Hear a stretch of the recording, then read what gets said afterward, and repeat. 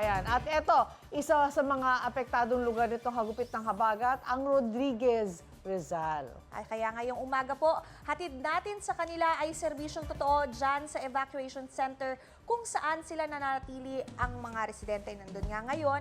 At hindi lang po relief goods, meron din tayong libreng check-up at gamot para sa mga kapuso natin dyan. Uy, kailangan niya. Marami nagkakasakit pagka ganitong malamig ang panahon. Ate Sue, marami na ba nagpapacheck up dyan? Hi, Mami Sue! Morning, Ate Sue. Yeah.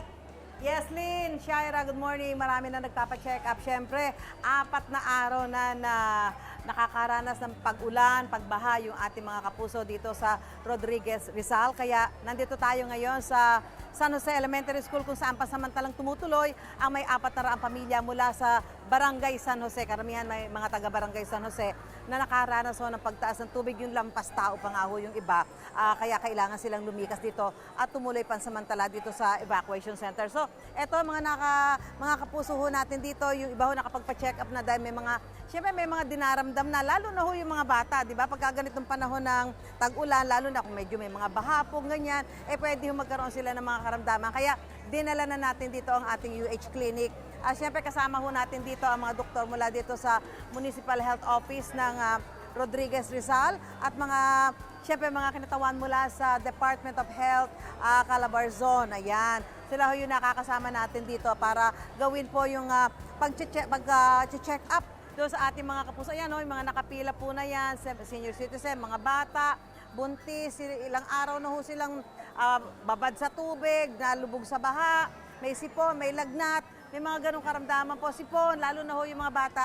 Kaya importante ho na sila ay matignan ng mga dalubhasa o ng mga doktor. Makakausap po natin si Dr. Hazel Montolo. Doc, ayan, tayo pa. Isod po, saglit ha. Okay, salamat po. Doc, okay, kumusta ho ang Doc? Kumusta po ang ano nyo, doon sa mga kapuso ho nating na check up po ninyo? Kumusta, ano ho yung karaniwang sitwasyon ng kanilang katawan? Marami po sa kanila ngayon may mga sakit na ubo, sipon, lagnat, saka mga skin infections, tulad ng athlete's foot. Okay. Yun yung mga common na konsulta namin today. So ano hong gagawin natin doon? Meron po kami mga binibigay na gamot sa ngayon. Saka po, mamaya kung meron po, iba pa po may mga sakit, pwede pong lumapit dito sa help desk. Available po ang doctor, nurses at mga BHW na titingin po ngayon. Saka syempre po, ina-advise po natin na bawal magkahawaan, kaya dapat magkahiwa-hiwalay po sila. Opo. Dok, yung karamihan po sa kanila, di ba, binaha. Sabi nga nila, lampas tao. So, malamang marami ho talaga sa kanila yung napalusong sa baha. Ano pwede nilang gawin para makaiwas ho doon sa leptospirosis? Meron po kaming mga binibigay ngayon na post-exposure prophylaxis, katulad ng doxycycline. Pwede po magpakonsulta ngayon dito para po makainom po nun. Tinitingnan po namin yung risk level nila. Kasi po, depende po yun kung may sugat or wala, kung gaano katagal yung naging exposure, para malaman po yung dosage. So, importante pala na ipagtapat nila ho kung paano yung naging exposure nila para mabigyan nyo ng karampatang kung ano yung dapat gawin. Ano po? Po. Eto, sila ho, yung mga kapuso ho natin dito, 28 modular tents, 42 classrooms. So, dyan ho nagsasama-sama yung mga nag-evacuate dito sa San Jose Elementary School. Pag ganyan ho, Doc, para ho makakaiwas na magkahawaan? Kung halimbawa, merong may sakit, may lagnat, may sipot. Pero syempre, alam naman natin yung sitwasyon nila dito na baka ho magkakasama-sama sila. Paano makakaiwas doon? Yung unang-una yung mga infection prevention measures, kailangan po i-apply natin, katulad ng frequent hand washing, regular na paglilinis ng area ng bawat pamilya, proper waste disposal, good ventilation, para maiwasan po yung hawaan ng sakit. Ito ho bang andito ngayon na nasa 1,500 individuals, kaya ho mabigyan natin lahat ng Yes po. atensyon medical sa ngayon? Yes po. Available po ang mga gamot namin at nag-donate din po ang DOH. Ayun, sige, salamat po, Doc. Si Dr. Hazel Montolo, siya po ay Municipal Health Officer ng Rodriguez Rizal.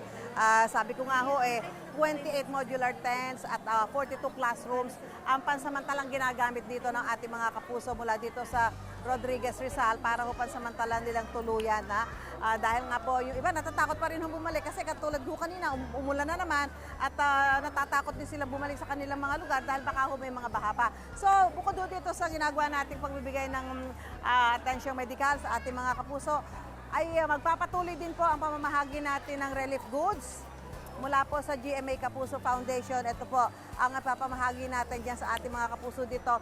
Nasa 400 families po yung mabibigyan natin ng relief goods mula sa GMA Kapuso Foundation. Kaya po ngayon po ay tuloy-tuloy ang pamamahagi natin dyan kahit paano po ay maibsan natin yung sitwasyon na dinaranas ho ngayon ng ating mga kapuso mula rito sa Rodriguez Rizal, lalong-lalo na nga ho yung mga nagsilikas mula sa kanilang mga tahanan dahil sa pagbaha, pagtaas ng tubig sa kanilang mga lugar, pinasok yung loob ng kanilang mga bahay. Kaya pansamantala dito muna sila tumutuloy sa evacuation center na ito dito sa San Jose Elementary School sa Rodriguez Rizal. So magpapatuloy po ang ating serbisyong totoo mula po dito sa Rodriguez Rizal. Back to studio po tayo. Yes, Shaira and Lynn, tuloy-tuloy ang ating serbisyong totoo dito po sa Rodriguez Rizal. Andito tayo sa San Jose Elementary School para bigyan ng tulong yung ating mga kapuso. Sila po'y tumutuloy pansamantala sa mga classroom dito at mga modular tents. Nasa 400 families o nasa 1,500 na katao po ang pansamantalang tumutuloy ngayon dito sa kanila, dito sa San Jose Elementary School dahil nga po doon sa pagbaha sa kanilang mga lugar.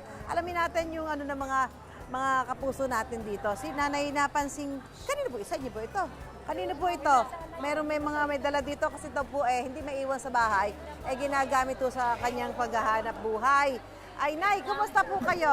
Kumusta ho yung sa bahay niyo? Lubog, ma'am. Lubog? Lubog. Hanggang saan?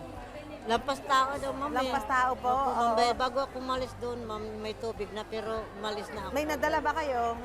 Yung damit lang, ma'am. Damit lang. So, naiwan ho yung ibang gamit daw sa bahay? Opo, ma'am. Okay, ito si... Nay, saan niyo to?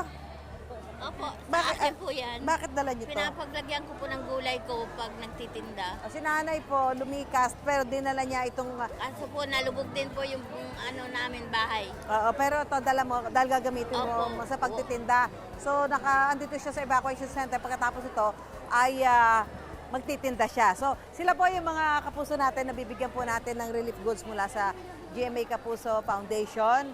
At syempre yung iba ho dyan, yung may mga dinaramdam sa katawan, pwede ho silang magpatingin doon sa mga doktor natin mula sa Municipal Health Office ng Rodriguez Rizal at mga kinatawan mula din po sa Department of Health. Ayan ho kasi yung mga tinutuluyan nila itong mga modular tents. So nakapila ho sila dito para doon sa ating relief goods mula dito sa GMA Kapuso Foundation. Yun, may mga nakapila pa rin po para sa pagpapacheck up. So eto yung ating mga volunteers. Kanina pa silang madaling araw dito. Kuya, kumusta yung ano nyo? Kanina pa kayo madaling araw. Yes po, 4 po ng madaling araw, nandito na po tayo. Kumusta para naman po. yung pamamahagi natin? Yun po, nagpapasalamat po tayo sa GMA Kapuso Foundation sa panguna po ng unang hirit sa pagbibigay po ng tulong po para po sa ating mga residente ng bayan ng Montalban na nasalanta po ng bagyo. Ano po? So far, okay naman po yung distribution po ng atin pong family food pack. Maayos naman po natin na-distribute sa atin pong mga kababayan. Okay, salamat po. Ayan, nasa tuloy-tuloy nga po.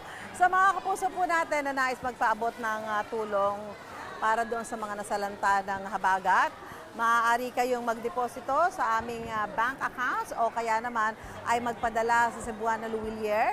Pwede rin via QR code ng GCash at Palawan Pay o mag-donate online sa Bayanihan Globe Rewards at Metrobank, credit cards, at maging sa Lazada at Shopee. At syempre, ito po, tayo po'y mamamahagi pa, tuloy-tuloy sa pamamahagi ng ating... Maayos naman yung pamamigay natin dito ng mga relief goods kasi actually pinapila ho sila dyan para matiyak na lahat ho sila ay makakakuha ng relief goods mula dito sa GMA Kapuso Foundation. May, kumusta po ang ano nyo? Ilan ang anak nyo? Dalawa po. Dalawa, okay ba yan? Opo. Sapat Thank po you. yan, makakatulong po. Thank you po. Opo, okay. Ako, Nay, kumusta po? Makakapagluto na po? Kumusta po? Pati po almusal. Hindi pa kami Almusal, oo. nag-almusal. Sige, salamat po. Yan.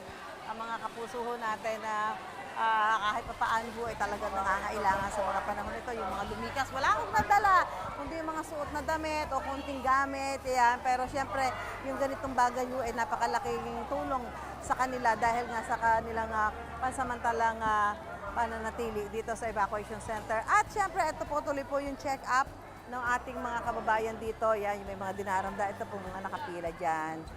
Sila ho yung naghihintay para ma-check up ng mga doktor natin mula sa Municipal Health Office ng Rodriguez Rizal. At siyempre, para ho, mula ho din sa mga pinatawan ng Department of Health. Ayan, teka lang. Na-check up na po? Anong sabi? Ha? May ano kumusta si baby? May ubot sipon po. May ubot sipon. Kailan po siya nagka-ubot sipon? Kahapon po, malamig po kasi yung yung sahig. May gamot na? Opo, binigyan. Nabigyan na po ng gamot. Ayan. So, kailangan mo na lang. Huwag mo kainin. Okay. Teka, sino ba? Tay, kamusta po kayo? Ano papacheck up nyo? Yung pong alipunga po. Alipunga yun. Sabi nga kanina ni Doc, maraming may mga alipunga dahil nga po sa nababad, So, kailangan mabigyan kayo ng gamot. Ayan, babad sa tubig Kaya talagang kailangan mabigyan ho ng gamot. Okay, mula po rito sa Rodriguez Rizal, tuloy-tuloy po ang ating serbisyong totoo sa tulong ng GMA Kapuso Foundation, pamamahagi ng relief goods at ang ating medical mission para sa mga kababayan natin na sa lanta ng habagat. Back to studio po tayo. Wait! Wait lang! Huwag mo muna i-close. Mag-subscribe ka na muna sa GMA Public Affairs YouTube channel para lagi kang una sa mga latest kwento at balita. I-follow mo na rin ang official social media pages ng Unang Hirit. Thank you. O sige na,